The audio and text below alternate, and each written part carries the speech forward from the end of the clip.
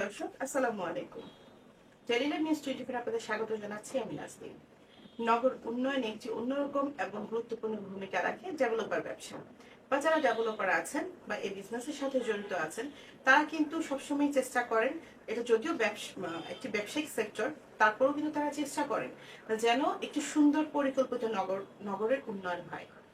আপনারা জানেন ঢাকা শহরে এরকম অনেক গ্রাহক আছেন বা এমন মানুষ আছেন যাদের আসলে অনেক আগে জমি কিনেছেন কিন্তু বাড়ি করতে পারছেন না।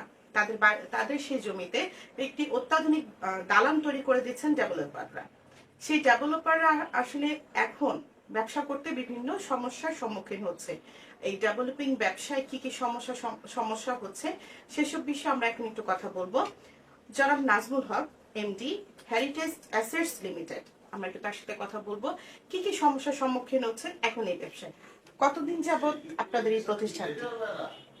আমরা মূলত প্রায় 2010 থেকেই আমরা মার্কেটে আছি, কিন্তু এই হেরিটেজটা মূলত আমরা দুইজন যখন শুরু করি, এটা 2018 থেকে। এর আগে আমাদের আরো দুইটা প্রতিষ্ঠান আছে, ওনারও আছে, আমারও আছে। এই জন্য পরে ওইগুলি সব ক্লোজ করে আমরা এই হেরিটেজের মাধ্যমে 2018 থেকে পথ চলা শুরু। এর আগে যেগুলা করছি এগুলা বিচ্ছিন্ন ভাবে কিছু প্রজেক্ট আমাদের হয়েছে। 2018 থেকে মূলত আমরা একসাথে এই হেরিটেজ নামের এই কোম্পানিটার পথ চলা শুরু। হেরিটেজের আসলে যে ডেভেলপার কোম্পানি, এই ডেভেলপিং কোম্পানিটা আপনার কোন কোন সাইটগুলিতে এখন এই ব্যবসাটা কন্টিনিউ করছেন? আমাদের মূলত শাহজাহানপুর, শহীদবাগ, সিদ্ধেশ্বরী, মমিনবাগ, শান্তিনগর, মোটামুটি মিট দেখাতেই আমাদের বেশি, এবং কিছু আছে বাসাবোতে, এই আফতাবনগরে, বসুন্ধরায়, তারপরে এখন আমরা মূলত শুরু করছি জলসিঁড়িতে। আমাদের এই কিছু প্রজেক্ট পুরান ঢাকার দিকেও আছে। বিভিন্ন কারণে আমরা সাইন করার পরও কাজ করতে পারতেছি না, তো হয়তো শীঘ্রই এগুলা ঝামেলা চলে যাবে। এই ডেভেলপার ব্যবসার মধ্যে মূলত কি কি সমস্যাগুলি ফেস করেন আপনারা? মেইন তো সমস্যা হয়েছে, এখন কিছু কথা বলতে গেলে রাজুকের বিরুদ্ধে চলে যাবে। আমরা যেহেতু বিজনেস করি ওইভাবে বলতেও পারি না। রাজুকের যে নতুন নিয়মের যে ড্যাব হয়েছে, এই ড্যাবের কারণে আমরা অনেকটাই, এই ডেভেলপার লাইনের ব্যবসায়ী যারা, অনেকেই ক্ষতিগ্রস্ত, আমরাও ক্ষতিগ্রস্ত। তো সেই হিসাবে আমরা মূলত এখন অন্যদিকে ডাইভার্ট হওয়ার চিন্তা ভাবনা করতেছি আর কি। যেহেতু ঢাকার মধ্যে ডেভেলপ করার মতো সুযোগ সুবিধা খুবই কম এখন। রাজুকের নতুন নতুন নিয়ম আসতেছে, আজকে এই নিয়ম, কালকে এই নিয়ম, যার কারণে এইসব এলাকায় আর এখন ডেভেলপ করাটা খুবই মুশকিল। নগর উন্নয়নের ক্ষেত্রে রাজুকের একটি বড় ভূমিকা, তাহলে এমন ভূমিকা আসলে যে ভূমিকাটা একজন ব্যবসায়িক সেক্টর ধ্বংস করার লক্ষ্যে না। নগরের ক্ষেত্রে কিন্তু আপনাদের সাথে সমঝোতা করে বা আপনাদের কিভাবে ভালো হয় এবং নগর কিভাবে ভালো হয় সেভাবে করা উচিত। আমি একটা বিষয় জানতে চাচ্ছি যে রাজুকের কোন বিষয়টা আসলে আপনাদের মেইনলি ফেস করতে হচ্ছে এখন? রাজুকের মেইনলি যে বিষয়টা আমরা ফেস করতেছি, যার কারণে আমরা নতুন কোনো প্রজেক্ট নিতে পারতেছি না। তো এইগুলা, এই বিষয়ের মধ্যে সবচেয়ে বড় হয়েছে আপনার এই ড্যাবের যে বিষয়টা। যেমন আগে 5 কাঠা জমির উপরে আমরা 18টা ফ্ল্যাট পাইতাম, যে কোনোভাবে 18টা পর্যন্ত আমরা করতে পারতাম। এখন এই জায়গায় 12 থেকে 13টা ফ্ল্যাট দিচ্ছে রাজু নির্ধারণ করে, তাও ফ্ল্যাটের সাইজ নির্ধারণ করে দিচ্ছে। তো একজন ল্যান্ড ওনার চিন্তা করে, আমার বাড়িটা 4 তলা আছে বা 5 তলা আছে, আমি ভাইয়া 6 তলা বা 7 তলা করলে আমার তো এখানে প্রফিট হচ্ছে না, বা আমরা যে ডেভেলপার আছি আমাদেরও প্রফিট হচ্ছে না। কারণ হচ্ছে 5টা ফ্ল্যাট যদি কইমা যায় একটা প্রজেক্ট থেকে, সেই ক্ষেত্রে আমরা 2.5টার ভাগে আমরা সাফার, তো আমাদের তো পোষাচ্ছে না।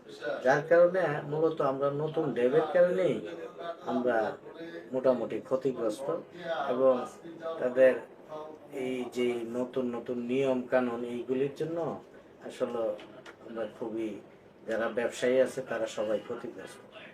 যে সরকার যদি চায় আগের নিয়মটা ঠিক রেখো, যদি বাস্তবায়ন করে, যে নিয়মটা তারা ইয়ে আমাদেরকে দিয়ে দেয়, এই নিয়মটা যদি সঠিকভাবে প্রতিপালন, সরকারেরও অনেক রাজস্ব আহরণ হবে এবং যারা ডেভেলপার তাদেরও বিজনেসের কোনো সমস্যা হবে না। কারণ হচ্ছে আমার যদি সামনে 8 ফিট বা 10 ফিট জায়গা ছাড়তে বলে, ছাইরা রাস্তার জন্য আমি 5 ফিট যদি ছেড়ে দিই, তাইলে রাস্তাটাও বড় হয়ে গেল, আমার কাজেরও কোনো সমস্যা হলো না।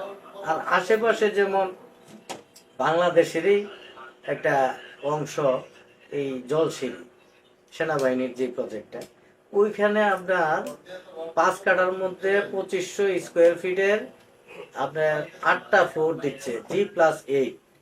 তো ওইখানে যদি 2500 স্কোয়ার ফিট দিয়ে আপনি কমন সহ 1850 স্কোয়ার ফিট বিক্রি করতে পারতেছে, তাইলে আপনার এখানে কোনো ডেভিয়েশন করার, কোনো ধরনের নয় ছয় করার কোনো সুযোগই থাকছে না। যদি ওইখানে এই আইনটা বাস্তবায়ন করতে পারে, তো রাজুক কেন পারবে না? এই আইনটা বাস্তবায়ন করলে মূলত এই যদি 5 ফিট রাস্তা যেই বাড়ি বানা নতুন করে নিয়মে 5 ফিট করে ছেড়ে দেয়, আগের এক্সিস্টিং রাস্তার সাথে 5 ফিট যোগ হলে তাহলে রাস্তাটা অন্তত 12 ফিট থাকলে 17 ফিট হয়ে যাচ্ছে, 15 ফিট থাকলে 20 ফিট হয়ে যাচ্ছে। তো সেই ক্ষেত্রে নগরবাসী চলাফেরার জন্য ভালো একটা পাইলো, রাস্তাঘাটের সুযোগ সুবিধা পাইলো, এবং এই যারা ডেভেলপ করতে চায় বা ল্যান্ড ওনাররা যারা বাড়ি ডেভেলপ করতে চায় তাদেরও কোনো ক্ষতি হইল না। যদি আপনার 5 কাঠা জায়গার মধ্যে সব মিলে আপনি করেন, এই 2 ইউনিটের বাড়ি করেন, আর আপনার 1800 স্কোয়ার ফিট দেয়, অর্ধেক জায়গায় আপনার ওয়েস্টেজ হয়ে গেল। তো এই করে তো কেউ ডেভেলপ করতে পারবে না। আমার ছাড়তে হবে, সাইড ব্যাগ ছাড়তে হবে, তো 4 ফিট করে চতুর্দিকে ফিক্স করে দেখ, আর সামনে 5 ফিট রাস্তার জন্য ছেড়ে দেখ। বাকিটা আপনার যদি কাজে লাগায় তাইলে ব্যবসায়ীরাও ব্যবসা করতে পারবে এবং যারা ল্যান্ড ওনার তারাও জায়গা দিতে উৎসাহী হবে।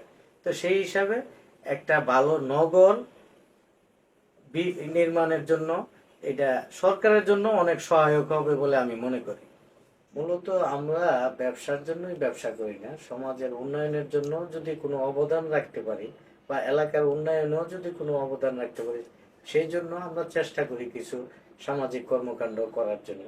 তো সেই হিসাবে আমার যে চেয়ারম্যান সাহেব, উনি দীর্ঘদিন বাইরে ছিল, আমেরিকার সিটিজেন, আমিও ছিলাম। আমরা দুইজনেই একমত পোষণ করি যে সমাজের উন্নয়নে কিছু করতে পারলে আমরা ওই জায়গায় অবদান রাখবো ইনশাল্লাহ।